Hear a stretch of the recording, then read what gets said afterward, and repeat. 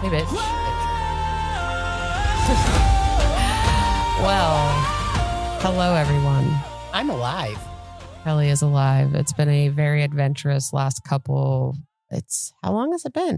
Oh, actually, the last time we recorded was June 9th, I think. Shit, really?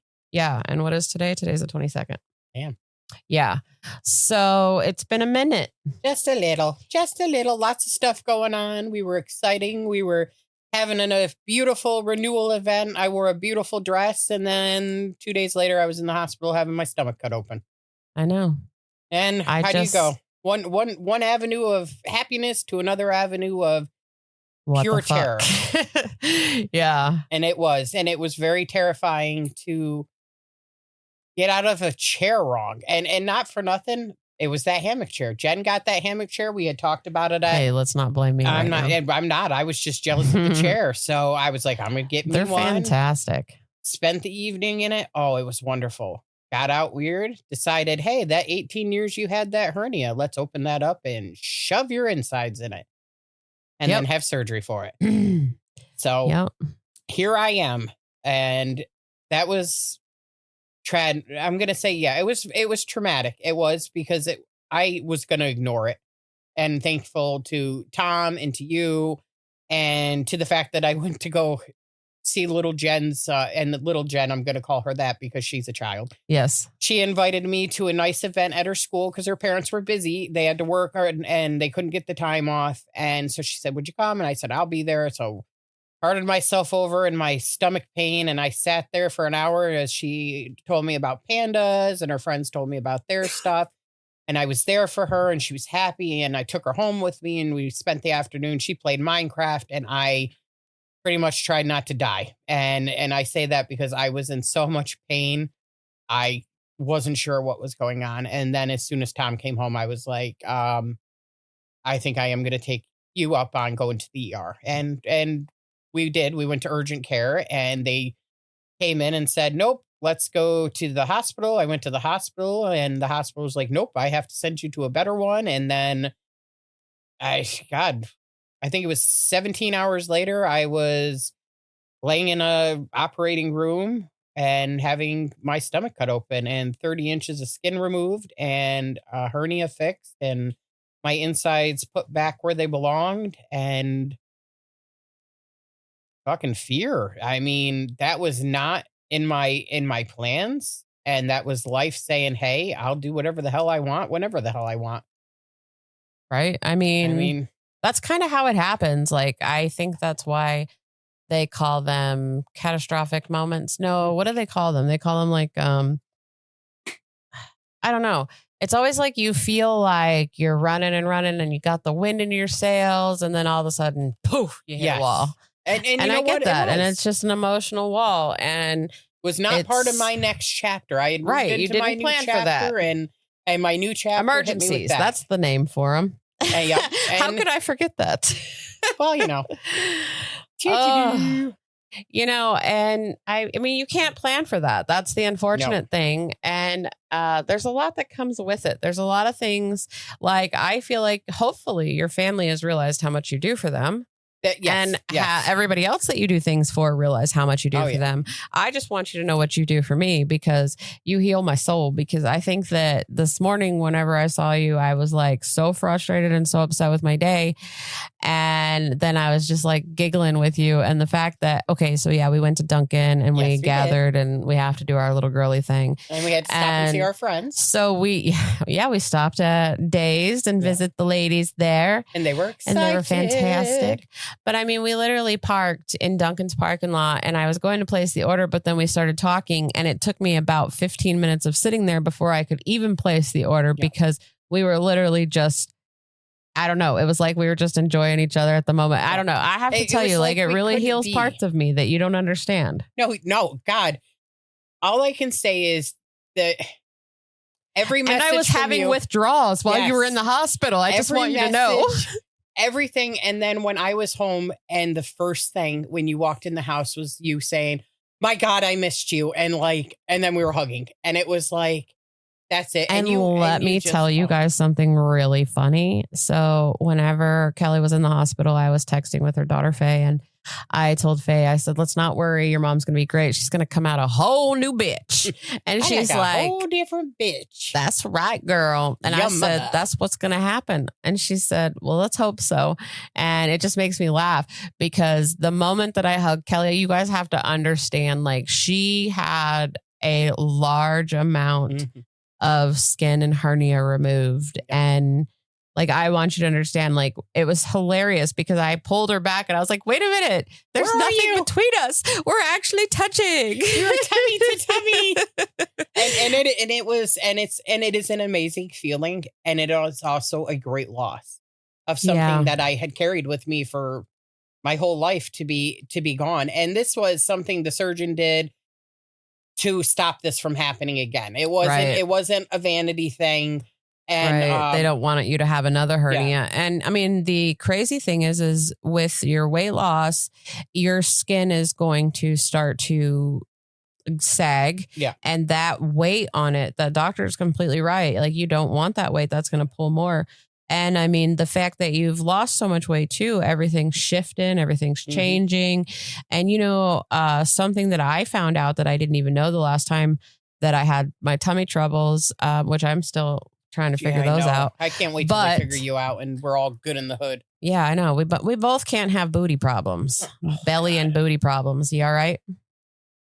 Take it easy, girl. Don't hurt yourself. You know what hurts the most is the butt. I have no ass, and I think they. Do you need something to go under your booty? Yeah, I'll be all right. Okay, well, I mean, I can give you a little cushion. She was gonna give me a hemorrhoid pillow. I mean, I might have one actually. I don't think you have a hemorrhoid. Honestly, I think it's from laying on the surgical table. I do too. Because those are not meant for comfort. Those are meant for sanity. Sanity? No, not sanity. Sanitization. No, that's not what's the word? Hey, if anybody thinks sanitary. It was to keep you sanitary, right? I don't know what they're made of. They're metal, I think, because they can sanitize them. Yeah. It's not a porous surface. There you go. Perhaps. I don't know. We could be wrong. And I don't remember going in. I just remember them giving me the shot saying it was going to calm me down. And then apparently I must have slipped into something where my arms were in the air and I was going, I'm going for a ride, motherfuckers. Woohoo! And then for some reason, and the only reason I know is because the orderly came and told me later, I turned around and looked right at him and said, remember, we're not going to think about Resident Evil before we go in. And then he pushes me and he goes, she's going to have a shitty ass time now. I can't believe she freaking thought of that. Because I said it to him on the way down. Mm-hmm. And he goes, do not think about Resident Evil. He goes, why would you think that? And I go, because the hallway made me think of it. Oh, and my God. Like, oh, this. And I wonder if he like went about his next 4 hours going, man, I really hope that woman is not caught in a Resident Evil hell because she had to think about that shit before she went under. Oh my God. Yep. I didn't dream about anything. There was nothing. It's a blank space. I'm grateful for that. Do you even feel like you had any time between going in and coming out? No, I had no time to even grieve, thought. I mean, I showed up and the one sent me to the other hospital. The other hospital kept me, did the testing, said, all right, we have to send you somewhere else where they can. And you have to understand this hospital that she ended up at is like 2 hours away, right? Or more. About an hour and a half. Hour and a half. Okay. About an hour and a half. And either way, but like for you to go just across town to our hospital and them send you all the way over there, almost 2 hours away. And you're so far away from home. Yeah. You're far away from everybody you know. Everything's unfamiliar. It's not only are you in an emergent situation, but you're also being thrown into this whole new world. And everybody's throwing questions at you. And they're saying, hey, sign this. And how do you feel about this? And blah, blah, blah, blah, blah. And you got to think about the millions of questions that you're asked. That's a lot. And it is. And to be able to sit there and process what's actually happening to you while it's happening to you, it's just impossible. That's like, especially for someone with brains like ours. Oh, I know. and I couldn't stop getting over the fact that everybody smelled good. And like, they're like, really? Because in like 8 hours, I'm going to smell like ass. And I was like, all right, well, come back in 8 hours. Because right now, you guys are all smelling fantastic. And I go in smelling good at the beginning of my 12-hour shifts, and I leave smelling like bouteille. Yeah. Well, maybe some patients will smell like, I don't know. Well, look at where we live. We know how. I know I'm not knocking people. Nah, not knocking people, but we do live in a very country area. That's not what I meant. I meant like the times that like I've been thrown up on or peed on. Or I didn't even. That's not even where I went. I just went to the fact that I know that we live. I just didn't want to go into detail because I was like, that's pretty gross. You shouldn't say that. And then I said it. I said it. They know what you mean. Right. But it's yeah. And I think that's a big thing for you. And like, no matter like, as I told Kellie earlier today, even whenever I had to have my hysterectomy, like I mourned it. Like I mourned it leading up to it. And then I went into like a depressive episode afterwards. I have been very panic attacks. I've had probably about 6 or 7 since that I can't control. Uncontrollable sobbing. I don't know where it's coming from. Like you had said, PTSD. The nurse I spoke to said the same thing. Well, and you can also have effects from anesthesia too. Yeah.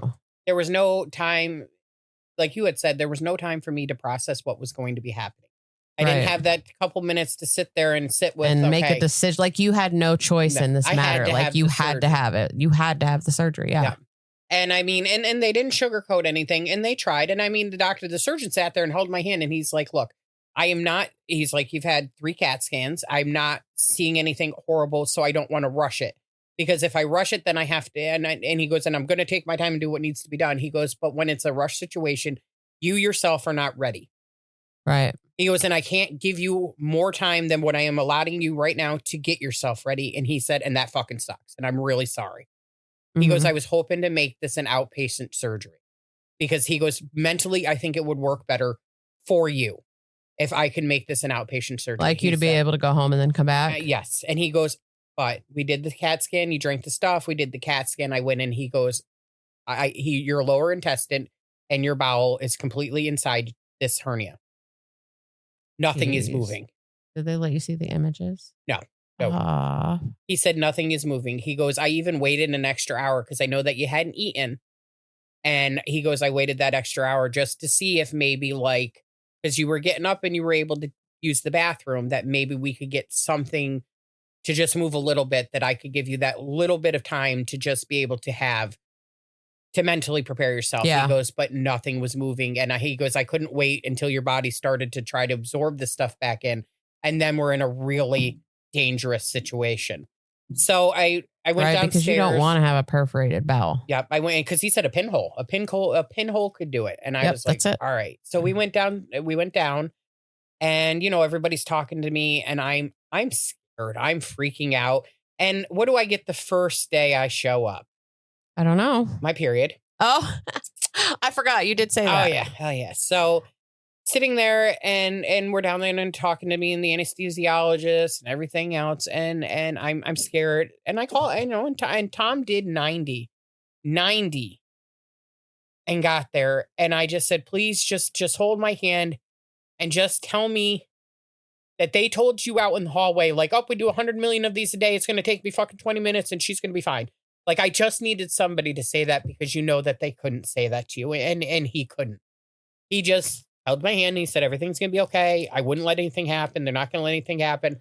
Right. The nurse says, hey, I'm going to give you something to calm me down because I said, I'm worried. I don't want to go in there. I don't think I can count back from 100. Like, I don't know why that was so stuck in my head. It was like that we were going to go into this room. That was your paranoia. And I don't think I can. And he goes, I'm just going to give you a little something to calm you down. And I said, okay. And then I woke up in the room. And I was like, oh, when am I going for my surgery? And they're like, oh, you're already done. Oh, shit. And I was like, oh, okay. So you really didn't feel like any time passed? No, not at all. And Tom said it was about 4.5. Yeah, it was a long time. Whenever I text him, I asked him, and I could tell he was worried because the way he was talking. And I was like, so is she out? And he's like, no, not yet. And I was like, what the hell? And this was at like 3. Yeah. And that worried him because he figured if you were worried and you having a medical background, then he thought there was something he should be worried about. Well, and I told him, I said, do they have a ticker board where you can see because some hospitals will show you like the progress of the surgery or if they need to speak to the person with the family, it has like a little ticker that tells you. And he was like, I don't see anything. And I said, he said, I'm going to go ask at the desk. Mm-hmm. And that's whenever he finally did find out that you were still in surgery. And then it wasn't but like maybe 40 minutes after that he messaged me again and said you were in recovery. And I remember none of this. I told him, I said, was there complications? And he's like, no. And then he did tell me, that it took a little longer than they thought it would. Yeah. So did they tell you why it took longer? He never said anything. And to be honest with you, in my file, and I even said it, it says patient has a documented case of health anxiety and anxiety worries that if things can be spoken to or kept into a point where you don't have to tell her until everything is better, you're better off doing it because the anxiety is going to make things worse for me. And maybe that's why. And it's not that I'm saying doctors should keep things from anybody, and they shouldn't, but I do appreciate the fact that he was like, all right, let me just put on my kid glove and just say to you, everything went great. And then turn around and tell, your partner, your husband, your spouse, whatever, that this is what went on, but let's wait until, we get over this little bit of an anesthesia hump and everything else, and they're back in the right frame of mind. And then we can say what happened or anything, or if they ask, or it could just be something that you could hold on to that maybe you never stress your partner out with. And then you got to pick which one is the better choice all around. Well, and I wonder too, if maybe there wasn't complications, it was just more complicated than they anticipated. Like, I know you said that your bowels were empty, but like, what if like it was twisted up more than they thought, or they had to do a little more repair than they thought? I mean, they're you never know. So I don't think that even saying complications is like in a negative way. Yeah. But like, I was worried because I was like, wow, this shouldn't take this long. Like, I was a little shocked, but obviously I should have probably taken into account the fact that they were repairing the hernia. They were trying to they were doing the mesh wall, and then they were removing skin as well. So, I mean, I guess I got to think about it that way, but still, I was thinking about it. He meshed around the entire thing. Wow. That's awesome. Because he had said with taking the skin and the fat that was there and meshing the whole thing, he said, we'll completely stop it from ever happening again, because there isn't anything for it to bond onto to create another hernia, and then, start working on the way I'm lifting and different things of that nature that are thoughts that we should probably work on. And because I lift a mop bucket every day. Okay. Yeah. But you need to seriously listen. Yeah. Because you don't want to end up in this boat again. No, God, no. That was just anything that they tell you to do. Just follow your rules and don't overdo it, girl. So it's a milk, which I know that's for like 4 weeks, telling a bear not to shit in the woods. I cleaned my house when I went home. Yeah, she did. Or a cat not to shit in grandma's houseplant. Yeah. My kids held down, got everything taken care of, took care of the laundry, got their stuff. And I feel horrible because my daughter's friend was visiting. My daughter's college friend was visiting from elsewhere for a week. And then she's thrown into this, and she stood up and she was like, all right, I'll help you guys cook dinner. I'll help you with this. I'll help you pick up. I'll take out the dogs. I'll take care of this. And then, in the morning, when I finally was home, Tom had to go to work. If they had to work, Dean had his thing. And it was Trinity who came downstairs about 6 o'clock, and she had heard me trying to get out of my recliner. And she said, hey, I'm up. And then and I felt bad because she fell down the last 3 stairs. Oh, I'm like, she was trying to rush to get to you. Trying to get Poor up. Girl. And she's like, I can get up, stop. So she came and helped me up. And then I said, look, I went home with a port. I said, could you just stand with me? Because it makes me squeamish. Could you just stand with me? And she goes, well, if you can get me some gloves, I'll do it. And I'm like, no, I wouldn't ask you to touch, like, this is my waist. I'm like, no, I'm not going to have you. And she's like, well, I don't want you to pass out. I said, can you just stand behind me? You don't have to watch it. And I washed my hands, and I ended up doing it and everything. And she said, can I watch? In case you do need me to help you do it, I know how to do it. And I thought to myself, man, not for nothing. Look at the aces this girl is, who is my daughter's friend from college, who is sitting at my house trying to help me after this. And she was leaving that day, and she actually had called to see if her family could wait until everybody came home. So Dean had come home in the time, but so I wasn't left alone. And her aunt was like, well, I'm already on my way. She said, but I will stay there with you guys until her kid gets home. And that way she won't be alone. But, and it worked out fine and everything. And I told her she's welcome back whenever and everything else. So they're already making plans to come back up and spend time together. And, but just the huge difference of everybody who just showed up, stood up, you who went over and took care of and took Dean to therapy and was making sure Faye got to work and chicken enchiladas that I got none of because my kid is greedy. Mm-hmm. I mean, it was an insane thing of how many people could stand up to help me and take care of things that I mean, like you said, I hope my family realizes how much that I actually do at the end of the day, Mm-hmm. And I'm grateful for you. I mean, I am so grateful for you. I'm grateful for Heidi. I'm grateful for Tom and Dean and Faye and Jazzy and Dalton and John and Joan and all my jobs that are like. And your little Trinity too. And my Trinity. Yes. Yep. And I love that. I mean, I really love, whenever I came and visited you, I was a little stern with your kids and I was like, you guys better do everything you can to help her, just because I feel like they need to understand how important it is to make sure that this doesn't happen to you again. Mm-hmm. Like they don't want to see you down and out like this. And I mean, I was just worried about that. So it makes me happy to know that they're actually really helping and doing things that's awesome. And my daughter and Trinity both do the culinary art program. Yeah. So they've been cooking? Well, not for me, because I was still on the stupid bland ass diet. Oh, yeah. I couldn't. Wait, how long did you have to follow that for? He just said until I passed bowel. Oh, so wait, why did you eat bland diet at home? I want to keep losing weight. So. Oh my Lord. Dude, the first full food I ate was cream of wheat, and I had never had cream of wheat before, and that was not my cup of tea. Did you have it sweet or salty? Savory or sweet? There was nothing on it. I ended up getting like a sugar-free sugar packet. What do you call it? Equal. And I put that on it. Anyway, it was pretty good. You're supposed to put like a lump of butter in it. Okay, tell me. Listen, girl, grits is a Southern thing. There was nothing in it. I just want you to know grits is a Southern thing. I'm telling you that this hospital did not do cream of wheat, grits, or anybody any favors with what they gave me. So you just lob butter in it, and then you put like sugar and cinnamon, or you lob butter in it and you put your egg and you salt and pepper in it, and you just eat it all together. Nope, that's how my mom eats hers. I don't know how she does savory because that's gross to me. I like the sweet one better, which is the same with like breakfast rice. I like sweet rice.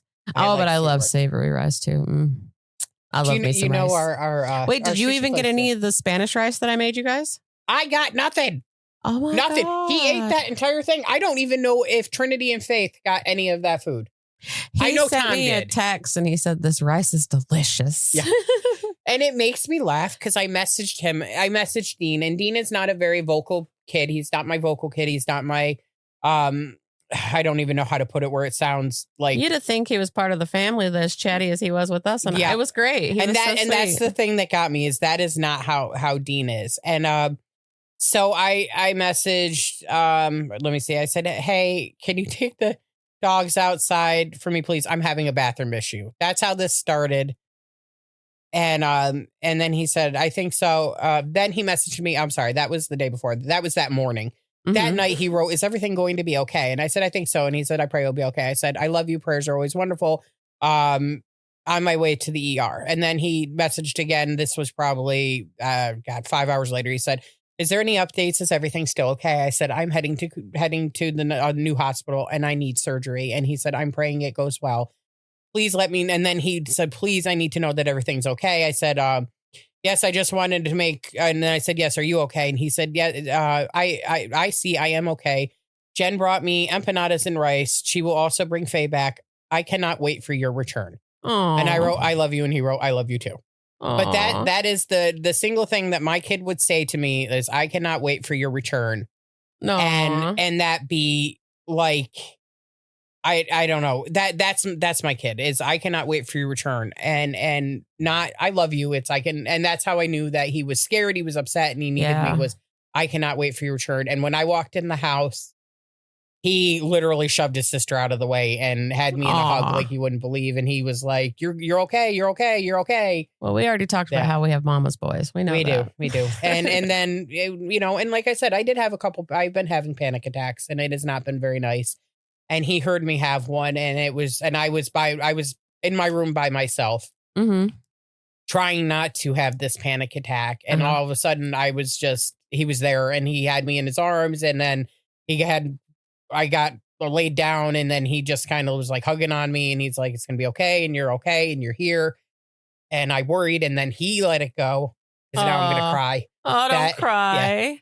Yeah. He's such a sweetheart. He said, I went to bed that night and then I had this dream that Dad came home and said that you didn't make it and I had nobody. Oh. And that made me cry because he's like, you're the only one that understands me. You're the only one who knows my mood. You're the only one who knows when I need this. You're the only one who gets it. You're the only one who sees when I'm triggered. You're the only one who sees when I know I'm crying. She's holding my hand.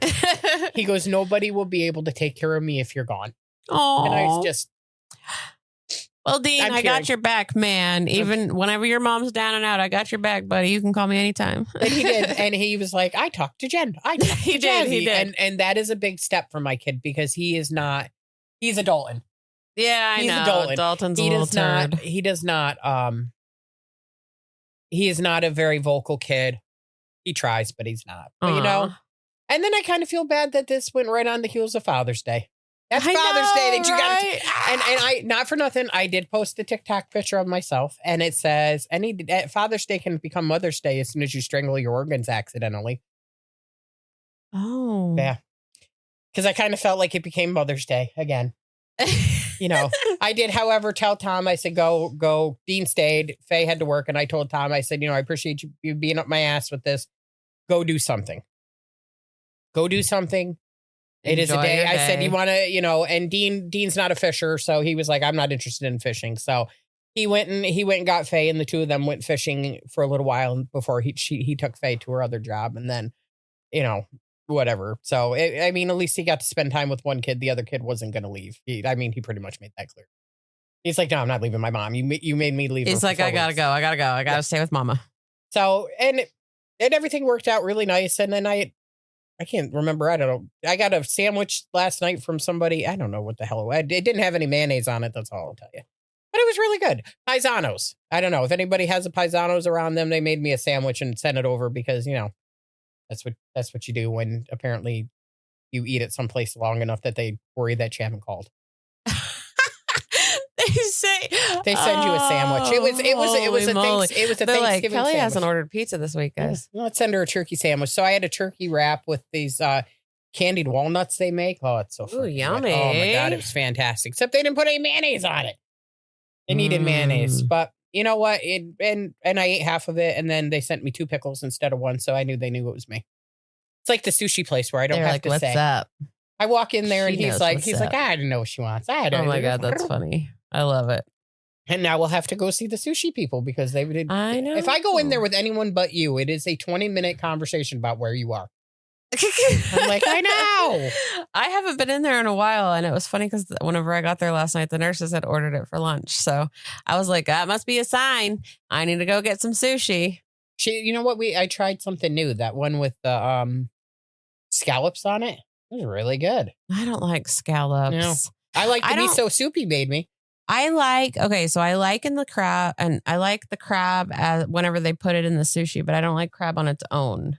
And but I love salmon. So I'm okay with the salmon. I love the salmon, but I don't know. The texture of the eel has been making me feel a little weird lately. And I don't know why, because I love the eel, but maybe it's a new place they're getting it from. No, it's not that. It's like usually whenever I have eel, it's not curly.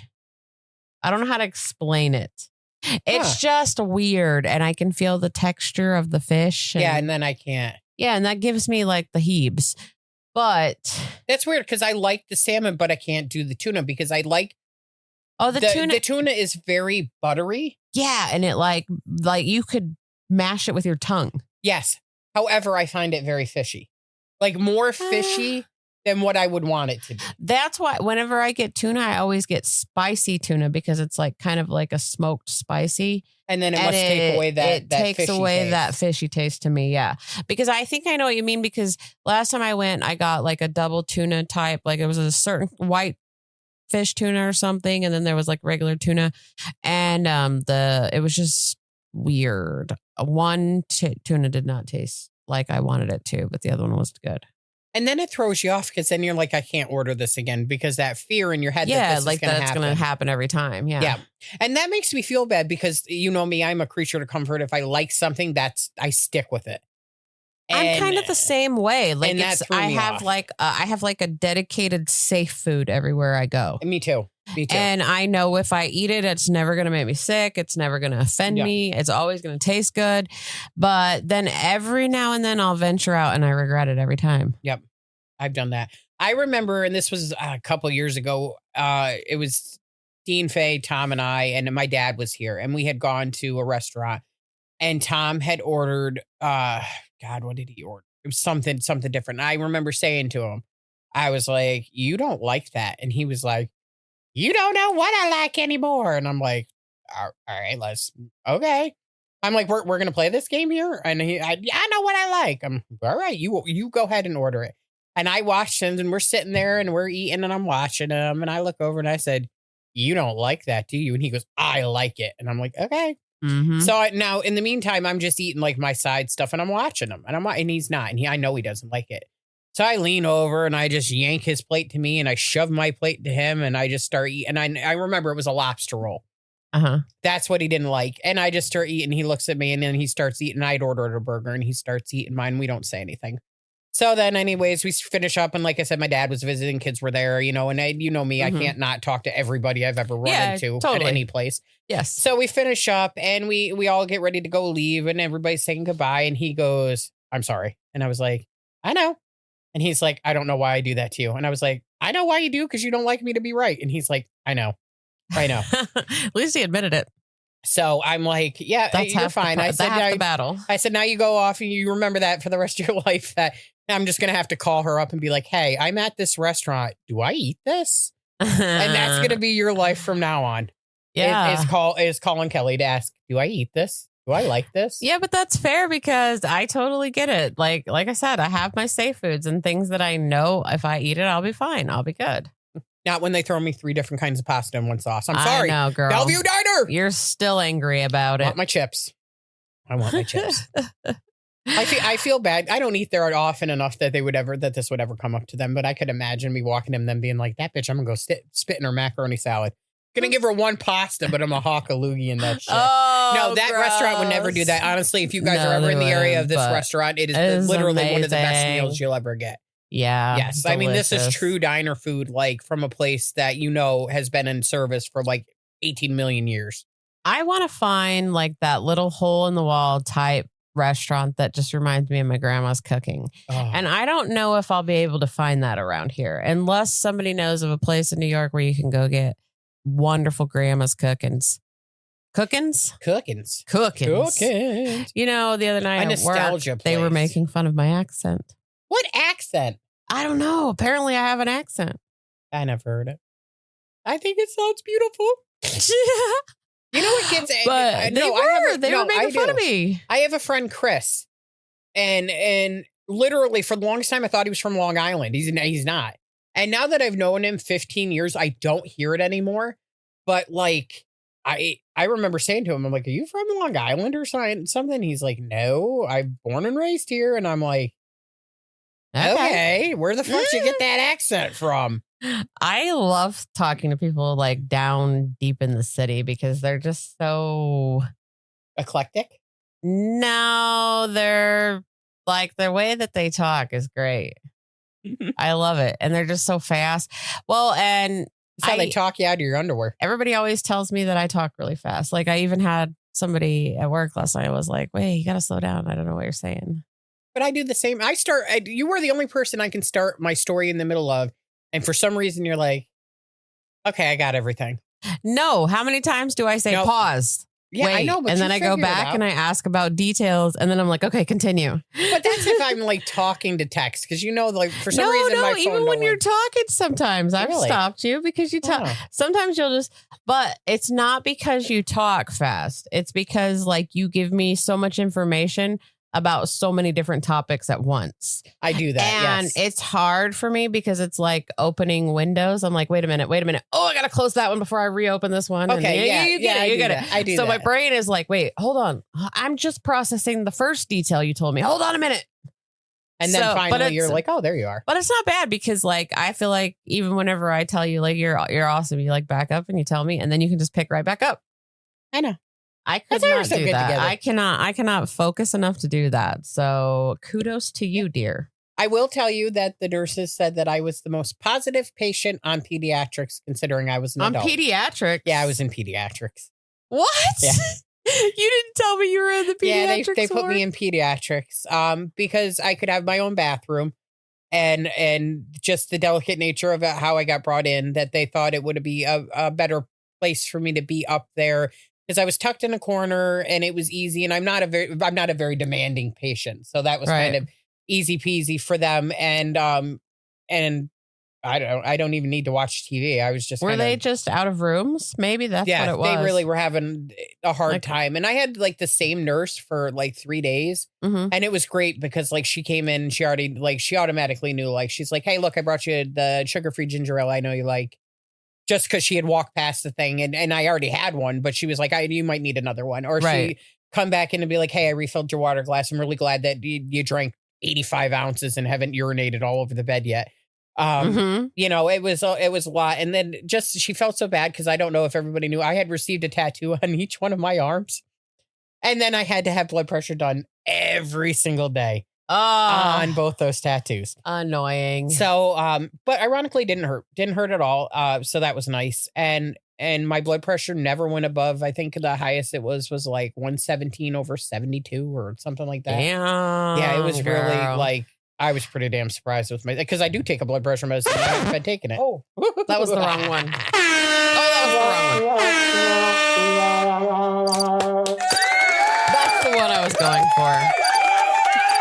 Oh, the crickets are oh, you know what? It's on the screen, and for some reason I didn't. Jesus, whatever. It's okay. Whatever. Sorry, I was applauding you. I was proud of you, girl. You know what? And but like I said, everything was great. But but we should talk about it. And anybody else who's had a traumatic experience or something that just came up like this that you weren't ready for. I mean, and how do you process? And I want to know how other people process these thoughts of like, oh shit, because as moms and as women, as anything, we person feel like in general need to hold it together for everyone else. And is it okay to break down?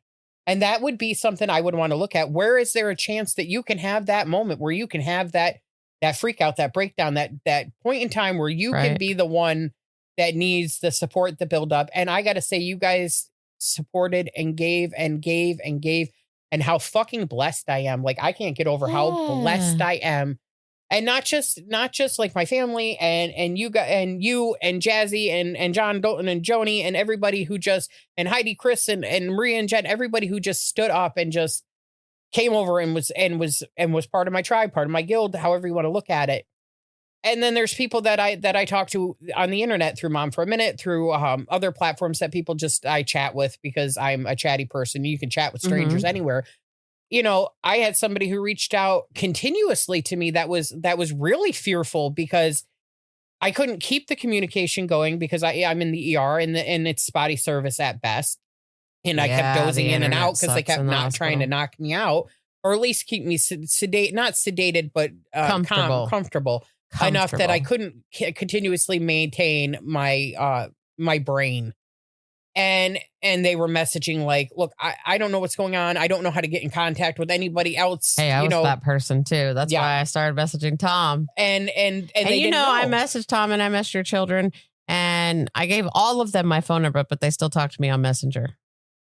Oh, jeez. I know. Well, no, not Dean. Dean actually texts me. So yeah, because Dean doesn't do Facebook. Makes sense. But I did. I gave everybody my phone number, and they still everybody messaged me on Messenger. And Tom even called me on Messenger whenever he was telling me you came out of surgery, because he called me and he told me what all they said. Yeah. And I was like, "Are you okay?" And he's like, "Yeah." He said, "I'll see her when she comes out." And so, like, I was worried about him. I kept asking him. I was like, "Do I need to bring you some food? Do I need to?" Like, and I was ready to. I was like, "Let's do it, man. If you need anything, just tell me." And I really wanted you guys to take that seriously, because a lot of times people do say that, but they never are there. And that's the thing about you and I is we are those people. Well, and if we say it, we mean it. We want to be the person. I want to help. You know, the beautiful thing about this is just now, whenever you were talking about it all, it is a perfect example of the community that we hope to create. Yeah. And we saw evidence of that. The good that you put out will come back. And I don't think that people should do good things just to get something in return. But it's to say that we understand that it's a struggle. We understand that you're trying to be a better person and you're trying to get there. But one day that's going to come back to you and you're going to realize that you really do have the village that you were hoping for. And sometimes you don't see it. And in those moments of tragedy, the truth comes out and you can see who's really there for you and who's not. Yeah.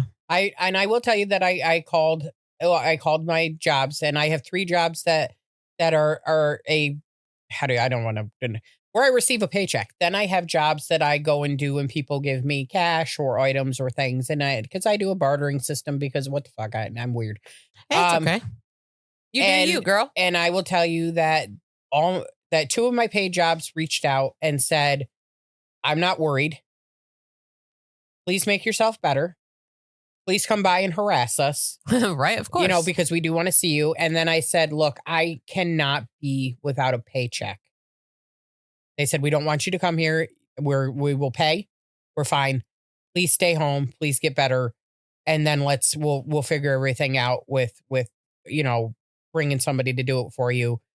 Because I work in the situations I work with, and these are people who have homes that you don't want a stranger in. These are relationships and friendships and things that I've built up, 15, 20, 25 years. You don't want to have somebody new come in and it's housekeeping. I'm not going to lie. That's what I do. I do housekeeping, but there is a certain level of intimacy with somebody going into your house, your bedroom, and knowing your life. Like I've known some of these people that I've cleaned for 20 years, which means I know their children. I know their grandchildren. I know their life story. And to then have somebody you don't know, a stranger, come in that doesn't know that this is an antique vase that your grandma carried from Germany, trying to run away from the war and needs to be treated as such, or you don't like it touched, or you don't want anything. And I've heard stories from my clients like that are amazing stuff of survivorship and heartache and different things in war. I mean, because I work with a lot of elderly people.